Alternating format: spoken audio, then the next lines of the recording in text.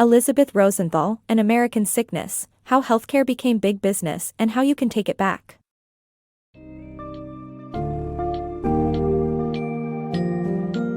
Navigate the perplexing world of American healthcare with Elisabeth Rosenthal's An American Sickness, How Healthcare Became Big Business and How You Can Take It Back. Discover the origins of healthcare in the United States, and how it has transformed from a system of non-profit insurance companies into a profit-driven behemoth. Gain insight into the major players in the industry, from insurance companies to hospitals and pharmaceutical companies, and learn how their relentless pursuit of profit ultimately harms patients. The book's summary offers a comprehensive understanding of the challenges facing American healthcare, and provides expert advice on ways to take back control and find affordable care.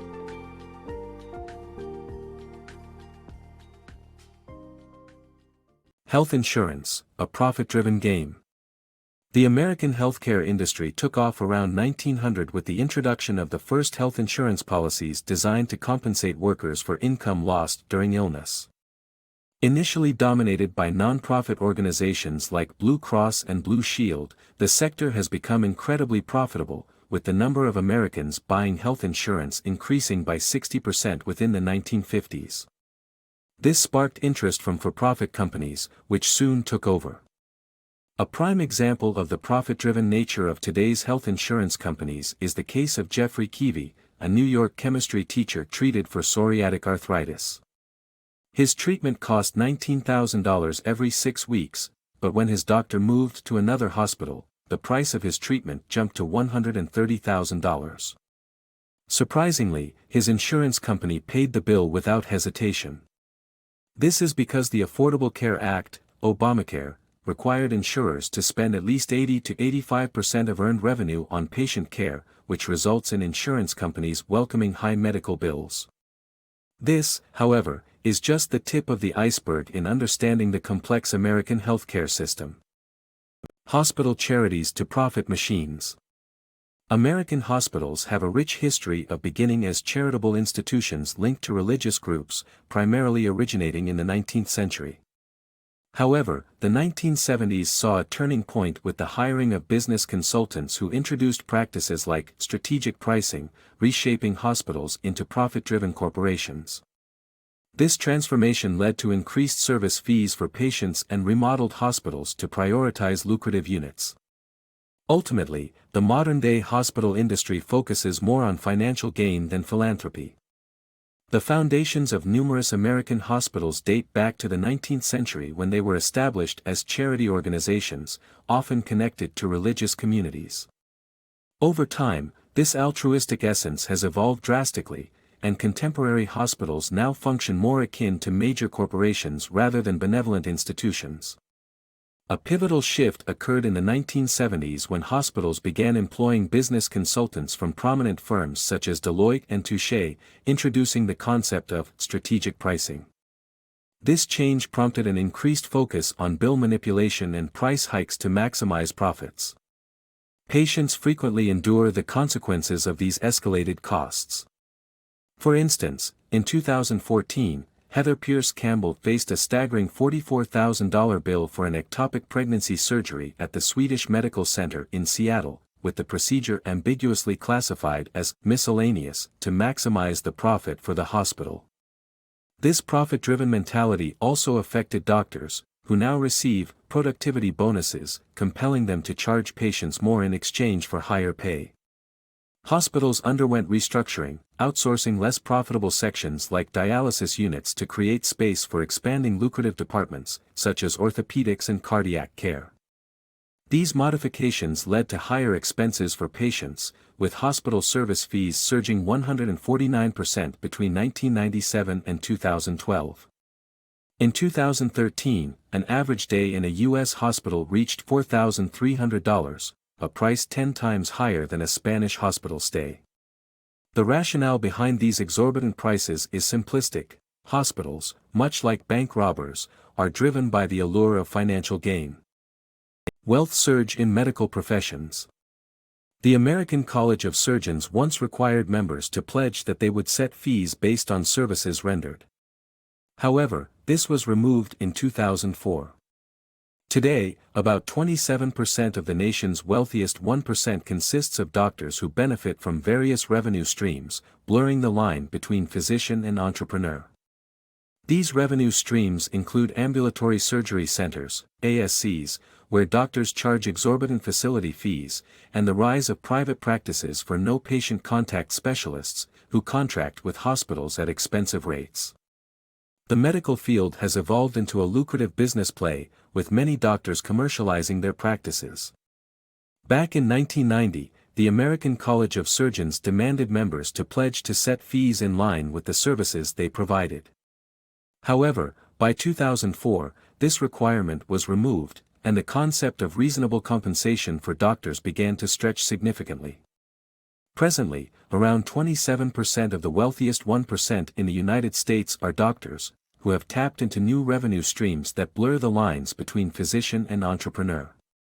Ambulatory surgery centers, or ASCs, gained popularity during the 1980s and 1990s and were increasingly managed by individual doctors and investors rather than hospitals.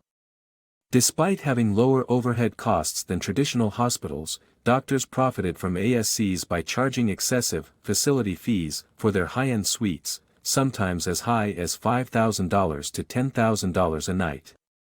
Another source of revenue for doctors emerged from the private practice model, particularly among no-patient contact (NPC) specialists like anesthesiologists and radiologists. While these specialists were primarily employed by hospitals in the 1980s, they soon began opening private practices and signed contracts with hospitals. Unfortunately, these contracts tend to be costly, resulting in steep fees for patients who require NPC specialist care. In today's world, the medical profession has become a booming commercial enterprise, with a majority of doctors finding ways to monetize their practices. The line between a healer's noble pursuit and the drive for wealth has become increasingly blurred. The unchanging game of pharma greed. Tracing the history of U.S. pharmaceutical companies back to the 19th century, small businesses began selling tonics and potions using a winning formula of mixing science with fantastical marketing. Today, this formula remains largely unchanged, but the prices of medications have skyrocketed. Vaccines once sold for mere pennies have transitioned to drug prices set as high as the market can bear, leaving patients with few options but to pay exorbitant costs. One key example is the ulcer treatment drug mesalamine, which has a drastically different price in the United States compared to the United Kingdom, costing patients $700 to $1,200 per month in the U.S. Pharmaceutical companies like Horizon have learned to manipulate patent law, creating new drugs from existing ingredients, securing new patents, and ultimately raising prices for maximum profit. The painkiller Duexis, for instance, was created by combining two old ingredients, costing a mere $9 for production while charging patients over $1,600. The hidden medical device cartel. In 2006, Robin Miller's brother experienced a heart attack and required an implantable defibrillator. The expensive device exposed a larger problem: the hidden, expensive medical device market controlled by a tight-knit oligopoly, sometimes called the cartel. This group consists of a few companies that make vital devices like knee and hip implants, creating an environment with little competition and inflated prices. Devices like Robin's brother's defibrillator are subject to multiple intermediaries taking cuts, leading to astronomically high medical bills. More concerning is that these devices receive minimal safety review and regulatory oversight, leading to dangerous medical device failures, like faulty surgical clips causing severe injuries or worse. Healthcare's hidden profiteers.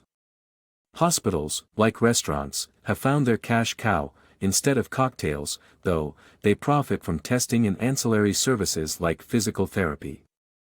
Patients recovering from procedures, such as hip replacements, receive lengthy and expensive physical therapy sessions that research shows to be unnecessary. Hospitals are even allowing physician assistants and nurses to order tests before a doctor assesses a patient. Medical conglomerates are driving up prices, too, acting as healthcare monopolies and causing healthcare costs in their regions to rise between 40 to 50%. This leaves patients with no affordable alternatives for their medical needs. Step foot into a hospital, and you might think it's about patient care. But the truth is that an often overlooked factor rakes in profits: unnecessary testing and ancillary services, like physical therapy. Hip replacement patients, for instance, can be prescribed a series of pricey physical therapy sessions even when they don't need them. How's that for putting profits ahead of patients? But don't think doctors call all the shots here. More often, physician assistants and nurses have the authority to order tests without a doctor's evaluation. This common practice opens the door to even costlier and superfluous tests, padding the hospital's pockets while draining those of unsuspecting patients. A case in point: Bjorn Kemper took his child to a Florida hospital for stomachache treatment and was hit with an unneeded $7,000 CAT scan, a crushing surprise. Another culprit behind exorbitant medical bills? The burgeoning medical conglomerates, acting as healthcare monopolies that drive up prices and squeeze competition out of the area. Towns with these conglomerates see healthcare costs rise by an eye-watering 40 to 50%. Take Sutter Health, a California-based medical conglomerate with a sprawling network of hospitals and facilities. In several Californian regions, patients have no choice but to bank on Sutter Health's pricey services. So while hospitals may portray themselves as beacons of health, don't be fooled. Behind the scenes, unneeded services and medical conglomerates force healthcare costs to skyrocket, leaving it harder and harder for us to access necessary care. Healthcare, big business versus patients. Over half of the debt on U.S. credit reports results from unpaid medical bills, demonstrating how healthcare has been overtaken by business interests, despite the Affordable Care Act's (ACA) objectives to prioritize patients. Gone are the days when medical professionals considered their clients as patients suffering from illnesses. Instead, the current terminology leans towards consumers with high-value disease states. Research funding is often scarce, with potential cures dismissed due to lack of commercial profitability, as seen in Dr. Denise Faustman's struggle to secure funding for her type 1 diabetes research. Although the ACA has revolutionized some aspects of healthcare, example, prohibiting denial of coverage for pre-existing illnesses and reducing the uninsured population, there remains much to be done in terms of actual cost reduction. Healthcare refugee solution. The United States faces an increasing number of healthcare refugees, middle to upper middle class citizens leaving the country due to high medical costs. To address this, the U.S. could adopt other countries' tactics of establishing a national fee schedule for medical treatments, involving doctors, academics, and government personnel in negotiations. Additionally, the U.S. could follow Canada, Australia, and Taiwan's lead by implementing a single-payer system, where the government covers most healthcare provider payments. Despite fierce opposition, such a system has its merits. In the meantime, patients can do their part by asking questions, inquiring about more affordable options, and ensuring that referred doctors are within their insurance network. The term healthcare refugees now describes the mounting number of Americans moving abroad to escape untenable healthcare costs. To counter this trend, the U.S. needs to make healthcare more affordable, taking cues from countries with cost-effective systems. One method would involve establishing a national fee schedule for drugs, procedures, and devices, as practiced in Germany, Japan, and Belgium. Fees could be negotiated by a panel of doctors, academics, and government officials, ensuring a fair and stable pricing structure. Moreover, the U.S. could adopt the single-payer systems seen in Canada, Australia, and Taiwan. In such a system, the government handles most healthcare provider payments, minimizing the role of private insurers in primary services. Critics have stymied these proposals through claims of socialized medicine, a notion often unpopular in the American political landscape. Meanwhile, patients can contribute to the solution by asking questions and seeking affordable alternatives. Inquiring about treatment costs, the necessity of tests, and cheaper options can empower patients and help control expenses. Additionally, verifying that referred doctors are within the patient's insurance network can avoid unnecessary costs. While a few profit-driven doctors exist, many medical professionals work out of genuine concern for their patients and share frustration with the current healthcare system issues. As healthcare refugees continue to grow in number, it's increasingly critical for the United States to reconsider its approach to healthcare and explore these potential solutions. Smart hospital decisions. Before settling on a hospital, it's crucial to check online reviews and rankings to get an understanding of what to expect. Yelp and U.S. News and World Report offer valuable insights, while Medicare's Hospital Compare program can come in handy too. Upon arrival at a hospital, pay attention to the documents you sign, and opt for limited consent to ensure you're only paying the costs covered by your insurance. Don't hesitate to negotiate if your bill seems unreasonably high. Hospitals usually prefer settling for a reduced amount instead of sending overdue bills to debt collectors. Additionally, request a complete itemization of your bill for increased transparency. Lastly, take the time to examine your health insurance options and consult healthcare navigators when needed to guarantee the best-suited plan for your needs. Prescription costs now. Soaring prescription drug prices have left many Americans struggling to afford their medications. Counter this burden by exploring cheaper drug alternatives, comparing prices at different stores and online, considering overseas options, and being vigilant about insurance coverage for additional medical services. Did you know that a whopping 72% of Americans in a 2015 poll believed prescription drug prices were unreasonably high, with 25% facing challenges in paying for their medication?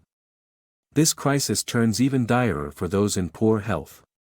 Worry not, here are some useful tips to trim your drug expenses. Begin by consulting your doctor about more affordable substitutes for your prescribed medicines. Often, you'll find equally effective, but cheaper replacements for branded prescription drugs. Also, check if altering dosage, like taking 2 lower-dose pills instead of 1 higher-dose pill, could save you some bucks. Next, get proactive with price shopping at various drugstores and online platforms. Websites like GoodRx.com enable you to compare costs at local pharmacies and even offer coupons. Additionally, purchasing drugs from outside the U.S. may be worth considering if affordability is an issue. Although importing medications for personal use is technically illegal, authorities often overlook small amounts for personal use up to 3 months. Resources like PharmacyChecker.com can help find trustworthy foreign pharmacies. Lastly, reduce expenses on pricey medical services by staying vigilant about insurance coverage. Refuse any tests or services not covered by your insurance, while double-checking if a service belongs to your network. Furthermore, avoid using in-house hospital labs for blood and fluid testing, as they're significantly more expensive than commercial labs. Instead, request your doctor to send your specimens to insurance-approved commercial labs. Remember, despite the monopolistic grasp of big businesses in the U.S. healthcare system, your voice matters. Stand up for accessible and affordable care without hesitation.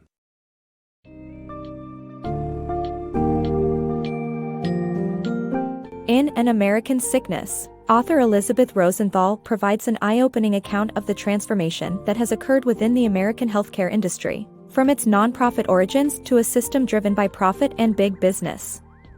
She presents a compelling argument that pharmaceutical companies, insurance companies, conglomerates, and even doctors have prioritized monetary gain above patient well-being, resulting in astonishingly high prices and a complicated healthcare landscape.